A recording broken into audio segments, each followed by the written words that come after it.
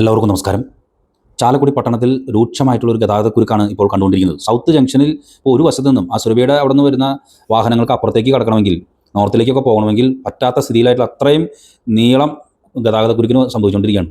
അതായത് വേറെ ഒന്നുമല്ല, അറ്റകുറ്റപ്പണികൾക്ക് വേണ്ടിയിട്ട് ബെയറിങ്ങുമായി ബന്ധപ്പെട്ട സാങ്കേതിക പ്രശ്നങ്ങൾ പരിഹരിക്കുന്നതിന് വേണ്ടിയിട്ട് ചാലക്കുടി പുഴപ്പാലം ഇന്ന് കാലത്ത് മുതൽ 20 ദിവസത്തേക്ക് അടച്ചിരിക്കുകയാണ്. ഈ പാലം പഴയ പാലം അടച്ചതിന് ശേഷം പുതിയ പാലത്തിലൂടെ 2 വരിയായിട്ടാണ് വാഹനങ്ങൾ കടത്തിവിടുന്നത്. ഇത് കടത്തിവിടുന്ന ഈ 2 വരിയായിട്ട് ഇങ്ങനെ ഗതാഗത നിയന്ത്രണം കൊണ്ടുവന്ന ആ സമയം മുതൽ വളരെ രൂക്ഷമായിട്ടുള്ള ഗതാഗത കുരുക്കാണ് 2 വശത്തും അനുഭവപ്പെട്ടുകൊണ്ടിരിക്കുന്നത്.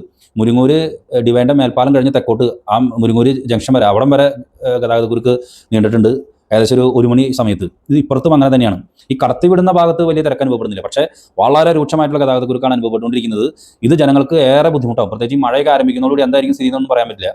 അപ്പോൾ ഈ ഗതാഗത കുരുക്ക് പരിഹരിക്കാനായിട്ട് ജനപ്രതിനിധികൾ കാര്യമായിട്ട് രീതിയിൽ ഇടപെടണം. കാരണം ഇത് ഇപ്പോൾ തുടങ്ങുന്ന ഈ സാങ്കേതിക പ്രശ്നങ്ങൾ ഇത് മുന്നേ ചൂണ്ടിക്കാട്ടിയതാണ്. ഇത് കുറച്ച് നേരത്തെ തീർക്കാവുന്ന പരിപാടികൾ ഉണ്ടായിരുന്നുള്ളൂ. പക്ഷേ ഇപ്പോൾ ജനങ്ങളെ കഷ്ടപ്പെടുത്താൻ വേണ്ടിയിട്ട് അതിരൂക്ഷമായിട്ടുള്ള ഗതാഗത കുരുക്കാണ് ഇപ്പോൾ ചാലക്കുടി പട്ടണത്തിലും അതുപോലെ തന്നെ മുരിങ്ങൂർ ഉൾപ്പെടെയുള്ള പ്രദേശങ്ങളിലും നീണ്ട ഗതാഗത കുരുക്ക്. അതായത് നമ്മൾ ആ അടിപ്പാത മേൽപ്പാലങ്ങളൊക്കെ പണിയുന്ന സമയത്ത് കണ്ടിട്ടില്ലേ, അത്രമാത്രം വലിയ ആ സമയത്ത് കണ്ടിട്ടുള്ള അതേ ഗതാഗത കുരുക്ക് തന്നെയാണ് ഇപ്പോൾ ചാലക്കുടി പട്ടണത്തിലും മറ്റ് പ്രദേശങ്ങളും കണ്ടിട്ടുള്ളത്. ഞാൻ കുറച്ച് നേരത്തെ വരുമ്പോൾ ഒരു ഗതാഗത കുരുക്ക് ഉണ്ടായിരുന്നു. സംവിധാനങ്ങൾ ഇടപെടണം, ജനപ്രതിനിധികൾ ഇടപെടണം. ഇത് ഇങ്ങനെ ഒരു ഗതാഗത കുരുക്കാണ് 20 ദിവസം ഉണ്ടാവണമെങ്കിൽ ഒന്ന് ചിന്തിച്ച് നോക്കുക. ഇതൊക്കെ അനുഭവിക്കുക തന്നെ, അല്ലാണ്ട് വേറെ എന്താ പറയുക, ആരാണ് ഇതിൽ ഇടപെടുന്നത്, എന്താ സംഭവം എന്നൊന്നും ഒരു പിടിപാടില്ലല്ലോ. ഹൈവേ അതോറിറ്റി ഈ വിഷയം കൃത്യമായിട്ട് തന്നെ മനസ്സിലാക്കി മുന്നേ കൂട്ടി ഇടപെടേണ്ടതായിരുന്നു. പക്ഷേ ഇത് അവസാന നിമിഷം വന്നിട്ടാണ് കാണിച്ചുകൊണ്ടിരിക്കുന്നത്. 20 ദിവസത്തേക്ക് ഗോവിന്ദ.